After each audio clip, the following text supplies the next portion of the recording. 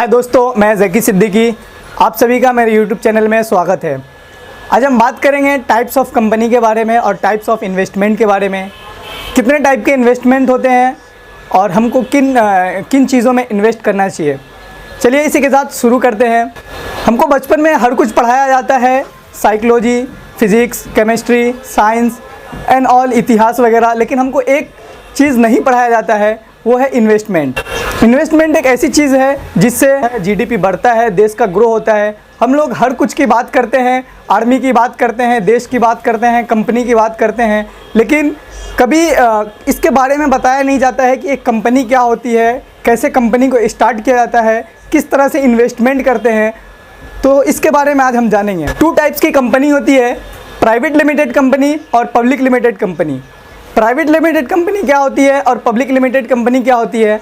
Private limited company वो होती है जिसमें हम डायरेक्ट शेयर नहीं खरीद सकते, डायरेक्ट हम उनमें इन्वेस्ट नहीं कर सकते। अगर हमको प्राइवेट लिमिटेड कंपनी में इन्वेस्ट करना है तो उसके ऑनर से हमको लीगल पेपर साइन करना पड़ेगा, उनसे पार्टनरशिप करनी पड़ेगी, डायरेक्ट हम इन्वेस्ट नहीं कर सकते।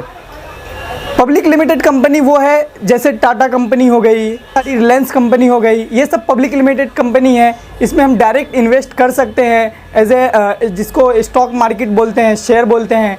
इसमें ये नहीं देखा जाएगा कि आपके पास 100 रुपया है कि 1 करोड़ रुपया है या 1 लाख रुपया है। अगर आपके पास 500 रुपया भी है तो आप इस कंपनी का शेयर डायरेक्ट खरीद सकते हैं, एक इन्वेस्टमेंट कर सकते हैं और आप एक छोटे से कंपनी में हिस्सा ले सकते हैं। इसका फ़ायदा ये है कि कंपनी अगर ग्रो करेगी, आप अगर आपने अच्छी कंपनी में पैसा लगाया है, अच्छी जगह इन्वेस्ट किया है, तो कंपनी ग्रो करेगी तो आपको उसका डायरेक्ट मुनाफा होगा। वो भले ही आप एक शेयर के मालिक क्यों नहीं हो, लेकिन आप उस कंपनी के मालिक हैं। आइए हम जानते हैं कितने टाइप के इन्वेस्टमेंट होते हैं और किस तरह से हम इसमें इन्वेस्ट करेंगे। सबसे पहला कि आपके पास सेविंग्स अकाउंट होनी चाहिए जिसमें आप अपनी सेविंग्स पैसे रख सके, क्योंकि अगर आपके पास सेविंग्स नहीं रहेंगे तो आप इन्वेस्टमेंट नहीं कर सकते हैं। इसके लिए आप सेविंग्स अकाउंट आप ओपन करवाएं। अगर आपके पास है तो आप हर मंथली उसमें कुछ ना कुछ सेविंग्स करें, जिससे क्या होगा, आपका इन्वेस्टमेंट बढ़ेगा। सेविंग्स अकाउंट में क्या होता है कि अगर आपने पैसे रखे तो साल में समथिंग 6 या 7% इंटरेस्ट देती है बैंक। लेकिन सेविंग्स अकाउंट में अगर आपने सपोज़ 1000 रुपया डाला है तो वो साल में 6% आपको इंटरेस्ट देगी। लेकिन आप इस चीज़ का ध्यान रखिए कि साल में 1 साल के बाद वो 6% आपको उसने दिया है, तो आज की मार्केट वैल्यू के हिसाब से 1 साल के बाद वो 6 रुपीज़ कुछ काम का नहीं रहेगा। वो 6% इंटरेस्ट जो आपको मिलेगा वो कुछ काम का नहीं रहेगा। इसलिए सेविंग्स अकाउंट में ज़्यादा इंटरेस्ट नहीं मिलता है, ज़्यादा ग्रो नहीं करता है वो। दूसरा इन्वेस्टमेंट है कलेक्टेबल इन्वेस्टमेंट। ये वो होता है जिससे हम पुरानी चीज़ों खरीदते हैं, पुराने सिक्के हो गए, पुरानी पेंटिंग हो गई, ये चीज़ सब हम अभी ख़रीद के रखें और आने वाले फ्यूचर में 5 साल 10 साल के बाद उस चीज़ को बेचें। जैसे पुरानी पेंटिंग हो गई, मोनालिसा की पेंटिंग हो गई, और भी चीज़ें हैं जो आप इसको बाद में बेच सकते हैं। लेकिन इसका डिसएडवांटेज ये है कि इन सब चीज़ों को रखने के लिए आपको प्रॉपर जगह होनी चाहिए, क्योंकि ये सब चीज़ें अगर टूट गई तो आपका पैसा बर्बाद हो जाएगा। तो ये भी एक टाइप का इन्वेस्टमेंट है। अगर आपके पास पैसे हैं तो आप इस चीज़ को भी इन्वेस्टमेंट कर सकते हैं, पुरानी चीज़ों को लेके बाद में उसको सेल कर सकते हैं। लेकिन इसमें डिसएडवांटेज और रिस्क थोड़ा ज़्यादा है। तीसरा है हाउस एंड अपार्टमेंट। ये भी एक अच्छा इन्वेस्टमेंट माना जाता है। अगर आपके पास पैसे हैं तो आप घर खरीदें, हाउस लें, अपार्टमेंट लें और उसको एक रेंट पे लगाएं, जिससे एक पैसिव इनकम आ सके। पैसिव इनकम आने का मतलब ये है कि उसमें किसी का भी इन्वॉल्व नहीं है और आपको हर मंथली वहाँ से एक पैसिव इनकम आ रही है, लिक्विड फॉर्म में पैसे आ रहे हैं। तो ये एक बढ़िया इन्वेस्टमेंट माना जाता है, आप इसमें भी इन्वेस्ट कर सकते हैं। ये भी बेस्ट इन्वेस्टमेंट है। अगला इन्वेस्टमेंट है म्यूचुअल फ़ंड। म्यूचुअल फ़ंड में ये होता है कि अगर आपने म्यूचुअल फ़ंड में पैसा लगाया है तो उसमें एक एक्सपर्ट होता है। एक्सपर्ट का काम ये है कि वो बड़ी बड़ी कंपनियां को जिसका ग्रोथ हो रहा है, वो एक्सपर्ट आपके पैसे को टुकड़ों टुकड़ों में करके वो बड़ी कंपनियां में लगाता है। जो कंपनी अच्छी ग्रो कर रही है उसमें वो इन्वेस्ट करता है, उससे आपका रिटर्न अच्छा मिलता है आपको। लेकिन एक्सपर्ट आपके लिए काम करता है तो एक्सपर्ट उसके लिए आपसे कमीशन लेगा। तो म्यूचुअल फंड भी एक अच्छा इन्वेस्टमेंट है। अगली इन्वेस्टमेंट है स्टॉक एंड शेयर्स की, जो सबसे बेस्ट और सबसे अच्छा इन्वेस्टमेंट माना जाता है। अगर आप स्टॉक्स में और शेयर में आपने इन्वेस्ट किया है और आप अगर करते हैं तो आपको ये अच्छा रिटर्न और अच्छा मुनाफा देता है। लेकिन शर्त यह है कि आपको अपनी खुद की स्टडी और रिसर्च पे इस पे इन्वेस्ट करना पड़ेगा।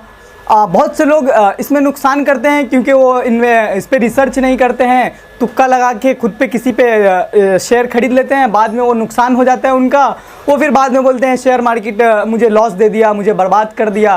तो 100% आपको वो बर्बाद कर ही देगा, लेकिन उसके लिए आपको अगर उसमें आगे बढ़ना है, अच्छा प्रॉफिट निकालना है, अच्छा इन्वेस्टर बनना है, तो उस पर आपको स्टडी करना पड़ेगा। ये बात सही है कि जितने भी इन्वेस्टमेंट है उसमें से सबसे बढ़िया इन्वेस्टमेंट स्टॉक ही है। बड़े बड़े इन्वेस्टर राकेश झुनझुनवाला और भी बहुत सारे नाम हैं, उन लोग ने अपना करियर स्टॉक मार्केट से ही बनाया है। तो सबसे बेस्ट इन्वेस्टमेंट स्टॉक है।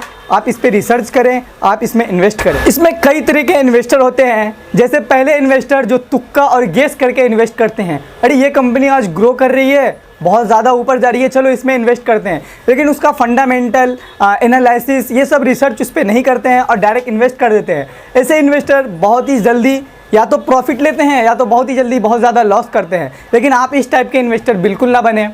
दूसरे टाइप के इन्वेस्टर टिप्स पे करते हैं। अरे किसी पार्टी में गए, मेरे एक फ्रेंड ने बोला इस कंपनी का शेयर ले लो, और हम लोग ले लेते हैं किसी टिप्स पे और किसी फ्रेंड के सजेशन पे। लेकिन आप इस तरह पे में नहीं आए। हो सकता है वो आपका फ्रेंड बहुत ही ज़्यादा सही बोल रहा हो, लेकिन हो सकता है कि उसकी नॉलेज गलत हो, पता नहीं उसने भी रिसर्च किया है कि नहीं किया है, या वो भी किसी की बात को, सुनी हुई बात को आपको बता रहा है।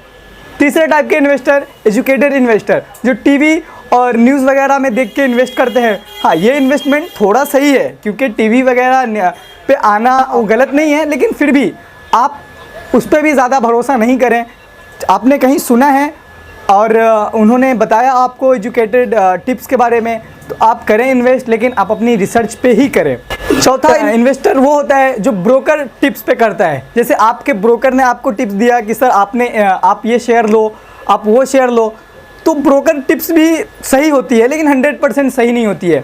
ब्रोकर वो अपने मुनाफे के हिसाब से काम करता है, आपके शेयर पे परसेंटेज रहता है उसका, तो वो एक घड़ी के लिए सही टिप्स आपको देता है। लेकिन बात आपके पैसे की है, उसके पैसे तो लग नहीं रहे हैं, वो सिर्फ आपको टिप्स दे रहा है, तो उसकी बात पे भी आप ज़्यादा भरोसा नहीं कर सकते हैं। हाँ, लेकिन 70-80% एवरेज उसकी टिप्स सही रहती है। सबसे बेस्ट रिसर्च, सबसे बेस्ट इन्वेस्टर वो होते हैं जो खुद की रिसर्च पे इन्वेस्ट करते हैं, खुद कंपनी का फंडामेंटल देखते हैं, खुद एनालिसिस करते हैं, कंपनी का ग्रो देखते हैं, कंपनी किस चीज़ में प्रॉफिट ले रही है तो कहाँ इन्वेस्ट कर रही है, कंपनी पे कितना लोन है, ये सब चेक करके आप इन्वेस्ट करें। ये सबसे बेस्ट इन्वेस्टर होते हैं जो खुद की रिसर्च पे इन्वेस्ट करते हैं, खुद पे भरोसा करके इन्वेस्ट करते हैं। आप दूसरों से ज़्यादा खुद पे भरोसा करके इन्वेस्ट करेंगे तो 100% आप मुनाफा ही पाएंगे। ऐसे ही इन्फॉर्मेटिव वीडियो देखने के लिए आप हमारे चैनल को सब्सक्राइब करें और साथ में बेल आइकन भी दबाएं। हम उम्मीद करते हैं आपको ये सब जानकारी आपके काम आएगी और ऐसी इन्फॉर्मेटिव वीडियो हम आगे लेते आएंगे। इसी के साथ मिलते हैं नेक्स्ट वीडियो के साथ। Thank you.